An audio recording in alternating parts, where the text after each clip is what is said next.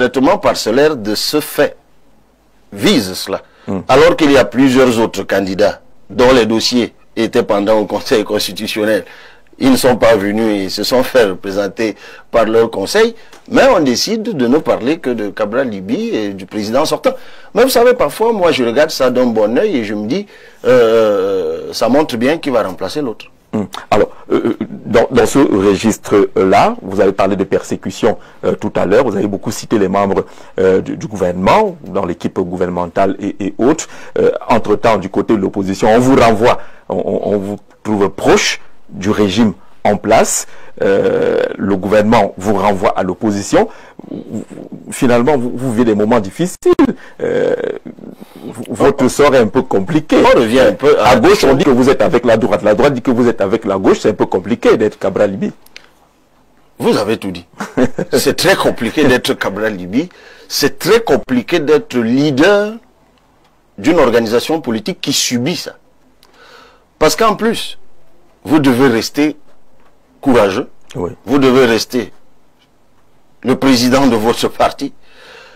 Et tous vos militants se déterminent par rapport à votre attitude.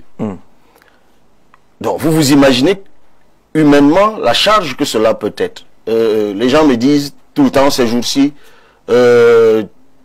tu vieillis vite, on voit ceci ou cela. Ben, je leur dis, je n'en donne pas toujours l'impression. J'essaie de rester le plus placide possible, justement pour que ceux-là que je dirige soient eux-mêmes toujours confiants. Mais il y a un travail intérieur qui est terrible. Parce que vous devez justement gérer tout cela. Il y a un flot d'émotions que vous devez pouvoir canaliser. Et c'est pas évident. C'est absolument pas évident. Parce qu'on vous colle quand même des étiquettes. C'est de bonne guerre. On vous colle des étiquettes. On dit que vous êtes une fabrication du régime. On semble se méfier un peu de vous. Il y a comme une sorte de tout, sauf Cabral, qui se met en place, finalement, des deux camps. Ben ouais, voilà. D'un côté, il y a des gens qui disent, ou qui jurent, ou qui disaient ou juraient que de leur vivant, tu ne seras jamais candidat. Et de l'autre, une fois que tu as réussi à l'être par la grâce de Dieu et la justice, tout sauf lui. C'est regrettable. Ben, c'est peut-être la croix que je dois porter pour arriver et pour accomplir le dessein que Dieu m'a donné. Mais vous savez, il y a quand même des atténuations dont il faut tenir compte. Vous verrez bien que le nombre de personnes qui m'accablaient, vous savez que depuis que j'ai mis le nez en politique en 2017, j'ai été attaqué par une partie de l'opposition. Et bon nombre de ceux-là se sont repentis quand même. Je prendrai pour exemple l'autre jour au meeting de Bafoussam, à la dédicace de Bafoussam, il y a un jeune dans la salle qui s'est levé et qui a dit, écoutez monsieur Libye, je faisais partie de ceux qui vous accablaient, et qui vous diffamaient et qui propageaient des mensonges à votre endroit. Et bien publiquement ici je vous demande pardon parce que je me rends compte que j'ai été manipulé. On ne peut pas négliger ça. Je connais pas mal d'acteurs cybernétiques, notamment pour une bonne partie logés en Occident, qui les uns après les autres montent au créneau maintenant. Je suivais encore l'un d'entre eux il y a quelques jours qui disait oui mais je reconnais que nous avons passé le temps à le faire passer pour un agent du régime. Nous le faisions parce qu'il nous dérangeait, il fallait l'éliminer, donc on a manipulé l'opinion. Mais en fait ce n'est pas lui la cible. Et celui-là, lui, il fustigeait le tout sauf Cabral. Et il disait mais c'est pas possible. Ben, lui, on a voulu le détruire justement parce qu'on ne voulait pas de celui au profit de qui on a fait croire qu'il travaillait. Mais maintenant, on ne peut pas l'accabler, le tuer, lui. On fait le contraire de ce qu'on disait. Donc ça, c'est une réalité aussi dont il faut tenir compte. Moi, je suis patient aussi. C'est quelque chose qui me caractérise. Je fais partie de cette catégorie d'êtres humains qui, lorsqu'ils sont convaincus que ce qui est dit d'eux est faux, ils restent patients. Et puis, quand malgré tout ça, ils avancent, ils se disent, et c'est vraiment mon cas, souvent je regarde tout ce que je traverse, toutes les épreuves que notre dynamique traverse, et je rends grâce à Dieu. Et une fois que j'ai rendu grâce à Dieu, je me dis, pourquoi en tant qu'être humain, je devrais être rancunier?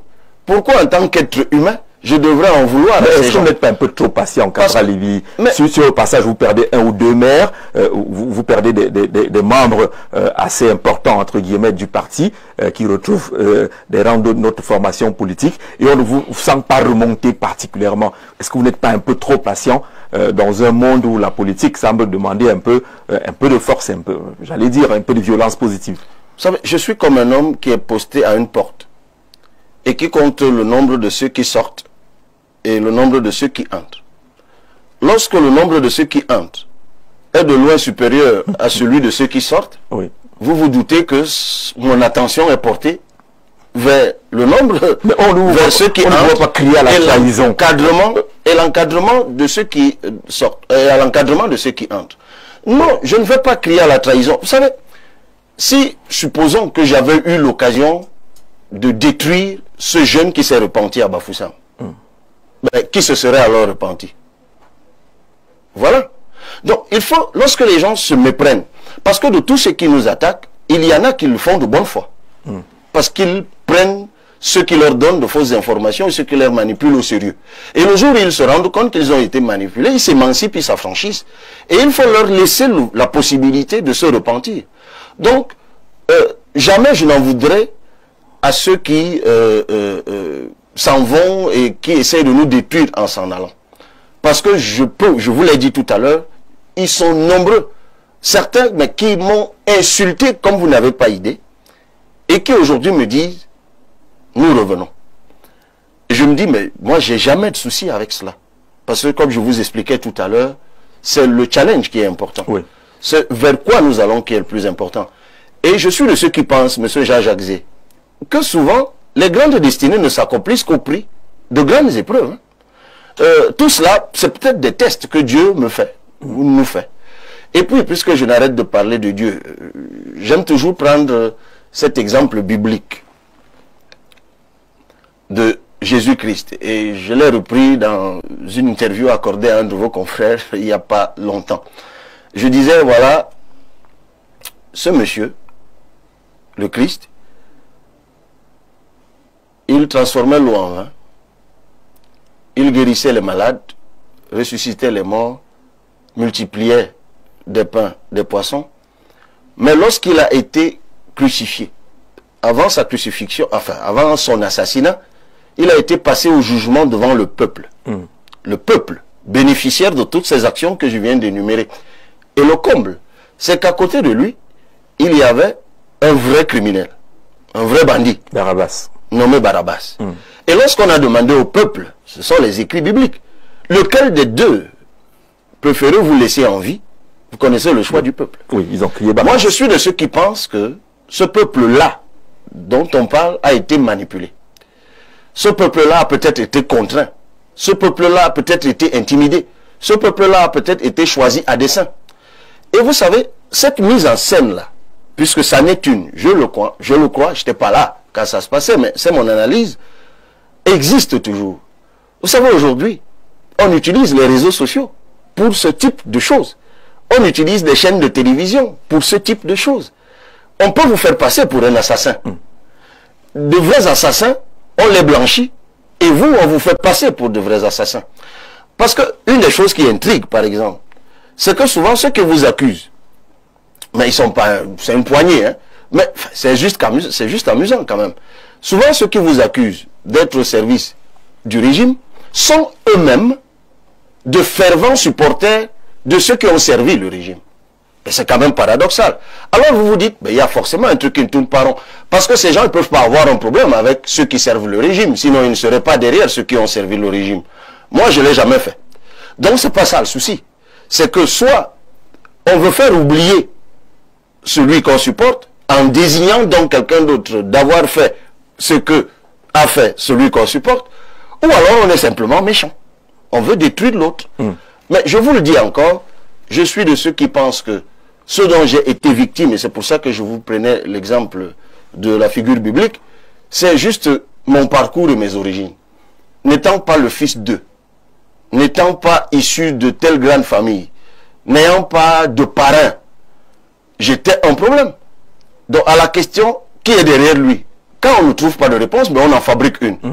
à la question on a fabriqué comment fait-il? On a fabriqué derrière Kaba Lubi, entre guillemets, fabriqué le ministre Atamandi. On a même dit que c'est lui qui a créé le parti, où il a fait cadeau d'un parti politique qu'il allait chercher quelque part là-bas. Vous avez passé du temps à répondre, à expliquer ce qui s'est passé, mais je voudrais qu'on avance.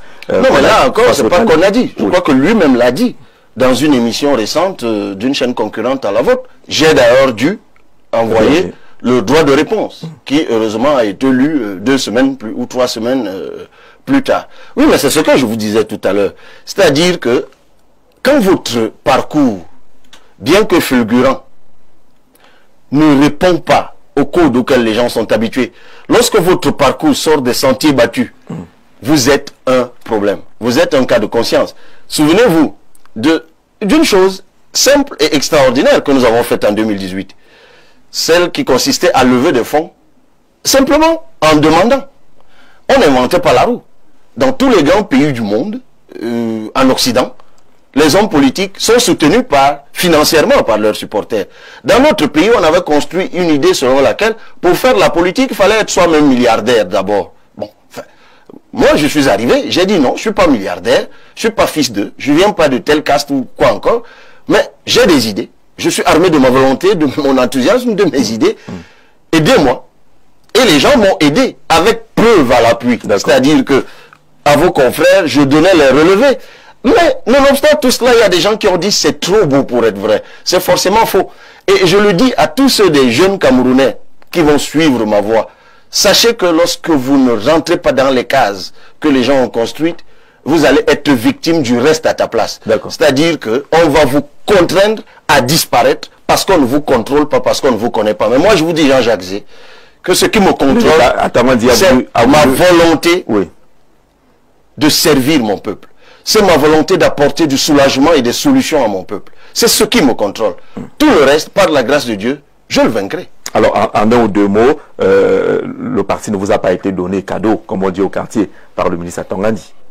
Non, le parti m'a été donné cadeau par ses pères fondateurs. L'histoire est bien connue. Les vidéos sont là. Les audios sont là. Tous les faits sont là. Il y a eu un congrès à Guidigis. Il y a eu par la suite un autre que j'ai convoqué à Ngaoundéré. Celui de Kribé a été interdit. Celui de Kolafamba vient d'avoir lieu. Et lorsque l'un des pères fondateurs a été retourné par ceux qui créent toutes ces histoires-là, heureusement les 2 autres, toujours là, sont montés au créneau pour dire, mais n'exagérez pas quand même. Nous étions 3 dans l'affaire. Alors, que voulez-vous, M. Jean-Jacques Zé? Une histoire qui a été créée par 3 personnes d'un certain âge. Je rappelle qu'ils sont tous âgés de plus de 70 ans. Alors, l'un d'entre eux dit une chose. Les 2 autres disent autre chose. À votre avis, laquelle des 2 versions est la plus crédible? Évidemment, celle qui est tenue par ceux qui sont les plus nombreux, c'est-à-dire les 2 autres. Mais vous avez des gens qui choisissent de nous prendre pour contents et pour vrai que la version fausseté, dont la preuve a été apportée à 7 reprises par des magistrats, par la justice, mais il y en a qui décident de ne croire qu'à cette version. Maintenant, que voulez-vous qu'on fasse? Nous pensons que les choses sont suffisamment claires et comme vous venez de le dire, avançons. Et d'ailleurs, je vais vous surprendre encore ici en vous disant que même le papa, le père fondateur, qui a été retourné ou détourné, nos portes et nos bras lui restent totalement ouverts. Si Robert Kona revient demain, vous l'accueillez? Mais absolument. Absolument. Ah, d'accord. Face donc parce que nous, on n'oubliera jamais que par sa sollicitude, nous avons pu avancer jusque là où nous sommes aujourd'hui. C'est pour ça que je vous dis, M. Jean-Jacques Zé, il faut toujours garder le meilleur. Il faut toujours garder le meilleur. Ce qu'il a fait ne gomme absolument pas ce qu'il a fait d'extraordinaire, c'est-à-dire d'avoir accepté avec les 2 autres de nous donner la possibilité, parce que je présume, non pas que je présume, je vous rappelle, que ceux qui vous disent qu'ils nous ont donné un parti, ils n'ont pas légalisé votre parti. Ils oublient de vous dire que s'ils voulaient absolument nous donner un parti politique, ils n'avaient qu'à légaliser le parti que nous avons déposé, qui n'a aucun problème. Je rappelle jusqu'aujourd'hui, aucun problème. Même pas pour le seul courrier, oui. Le courrier, on avait reçu un courrier, vous savez, l'administration elle est écrite. Le seul courrier que nous avons reçu de l'administration territoriale concernant le parti politique dénommé Les Citoyens, c'était un courrier où on demandait à ceux qui en sont les dirigeants de passer au premier ministère, de passer au ministère de l'administration territoriale pour compléter le dossier. Une fois que ce courrier est arrivé, les intéressés y sont allés, je les ai accompagnés. Lorsque nous sommes arrivés au service des partis politiques, on nous a orientés vers la direction des partis politiques et on nous a donné une réponse toute simple. En fait, votre dossier est totalement complet. Il est même déjà au cabinet du ministre. Toutefois, il nous a été demandé de vous identifier physiquement. Donc maintenant que vous êtes venu physiquement et qu'on vous a vu, on dresse le rapport et votre affaire devrait logiquement sortir d'ici peu. Mais pas un problème de dénomination du parti.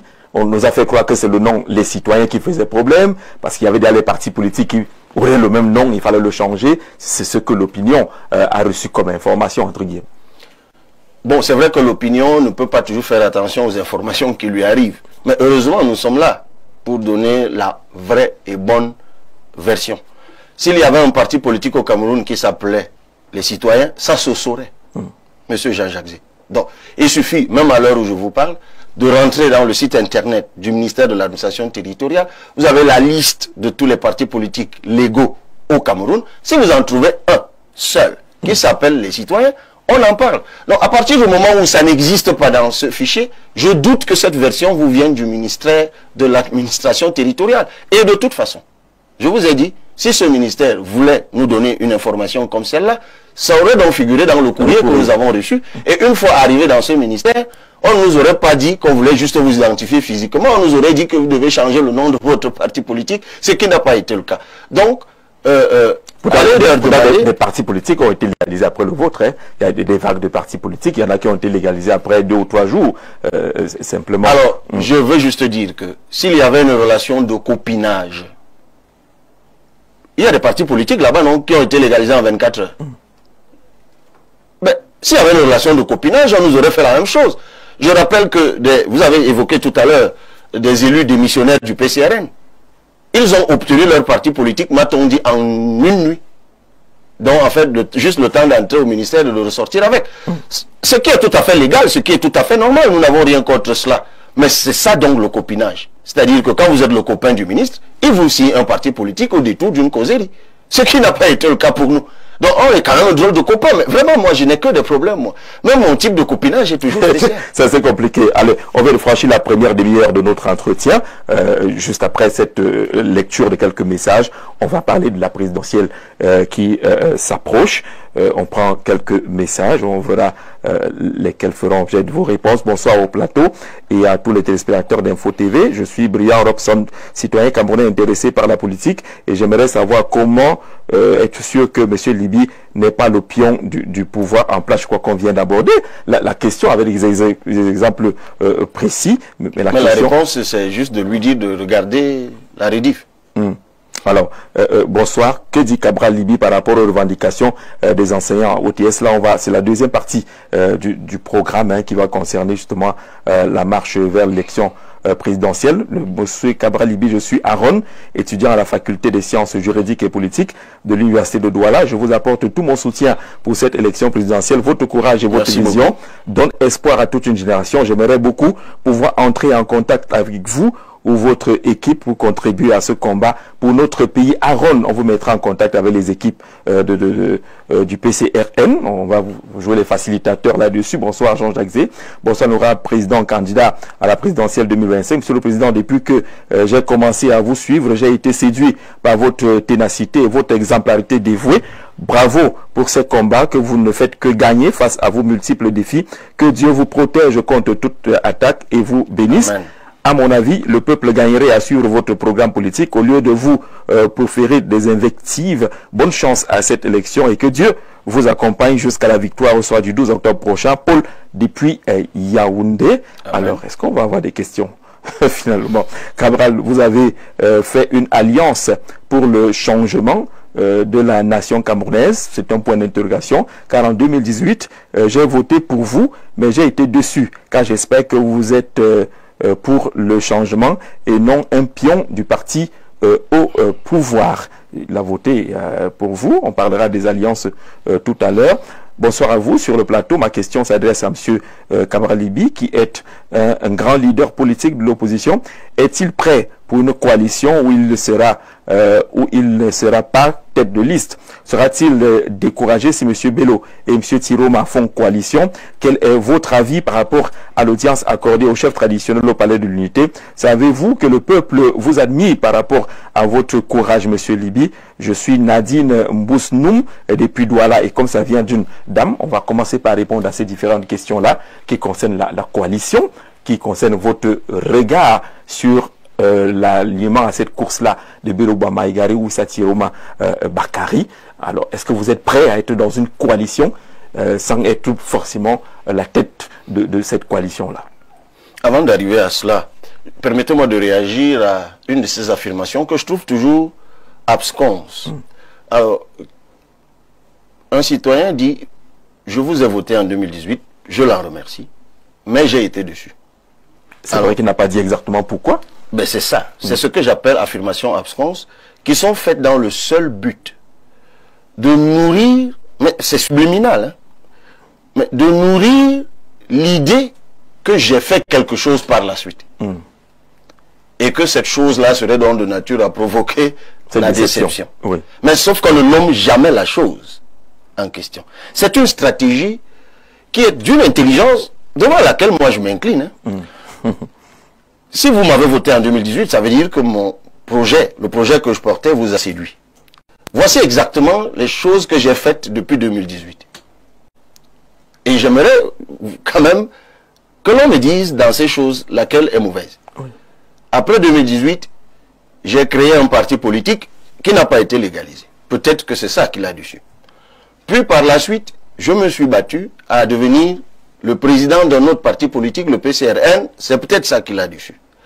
Par la suite, j'ai conduit ce parti, le PCRN, aux élections législatives et municipales. Nous en sortons avec 5 députés, 7 maires, 210 conseillers municipaux. C'est peut-être ce qu'il a dessus. Depuis que je suis à l'Assemblée nationale, s'il y a une chose que j'ai faite, c'est de respecter l'engagement que j'ai pris de placer ce mandat sous le signe de l'épuisement au travail. Nous avons adressé toutes sortes de questions. Nous avons introduit des propositions de résolution d'enquête parlementaire sur la question des enseignants. Tiens, on en a parlé tout à l'heure, sur les grands scandales. Nous n'avons fait que ça. Nous avons fait des vidéos démonstratives et dénonciatrices. Ah, souvenez-vous de la vidéo sur le fer de Kribi, de la vidéo sur le carburant, de la vidéo sur les infrastructures sportives. Nous n'avons fait que ça. Et à côté de ça, nous avons été sur le terrain, parce que conscients de ce qu'une élection présidentielle s'en venait, conscients également des insuffisances qui étaient les nôtres en termes de maillage territorial, nous avons été sur le terrain. Nos maires, dans les communes, n'ont fait que des choses extraordinaires. Achat des engins, construction des puits et tout ce que vous voulez, réfection des routes. Récemment, à notre congrès, on a fait une petite vidéo de 15 minutes des réalisations de nos élus. Je vous dis ça comme ça. Le professeur Alice Delphine Tang, qui est aujourd'hui vice-présidente du PCRN et mon ancienne boss d'ailleurs à l'université de Yaoundé 2, elle a été ma patronne comme secrétaire générale, était assise à côté de moi, elle s'est mise à pleurer. Et je lui dis, mais maman, qu'est-ce qui se passe? Elle me dit, mais mon fils, vous n'avez même pas idée de ce que vous avez réussi à faire, aussi peu nombreux que vous soyez. Est-ce que c'est ça qui l'a énervé? Est-ce que tout ce que je viens d'énumérer là est de nature à énerver quelqu'un qui m'a voté en 2018? Mais non, bien au contraire. Le nombre de militants n'a eu de cesse d'augmenter. Ça veut dire que les gens sont plutôt enchantés par ce que nous faisons. Le parti aujourd'hui, on en fait parfois la démonstration lors des défilés du 11 février et du 20 mai, est de plus en plus implanté du nord au sud, de l'est à l'ouest. Je rappelle que le PCRN est le seul parti politique en dehors du parti au pouvoir à avoir des élus. Je ne dis pas des élus nommés, mais des élus élus. Et dans la partie septentrionale du pays et dans la partie méridionale du pays. Ça, est-ce que c'est ça qui a énervé cet électeur? Donc vous entendrez ça tout le temps. J'ai été déçu, j'ai été déçu. Moi, je voudrais savoir en quoi, dans ce que je viens de faire là, a été... À l'Assemblée d'ailleurs, où je me suis tellement battu, vous vous souvenez du jour où... Enfin, j'en avais marre de ce qu'on piétine la loi. J'ai été de ceux qui ont déposé le micro au sol et qui ont dit que le Premier ministre ne devait pas prendre la parole. D'ailleurs, par la suite, on m'a dit que parce que j'avais manqué de respect au Premier ministre, c'est pour ça. Alors, la formulation de votre question est sujette à caution, parce que quand vous dites quelle est finalement votre position, on veut la connaître, votre cela laisse position. Monter une petite musique comme quoi il y aurait une ambiguïté sur ma position. Non.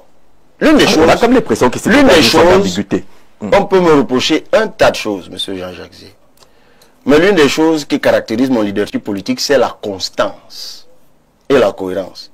Moi, je ne suis pas de ces leaders politiques qui vont vous dire une chose lundi et vous diront une autre mercredi.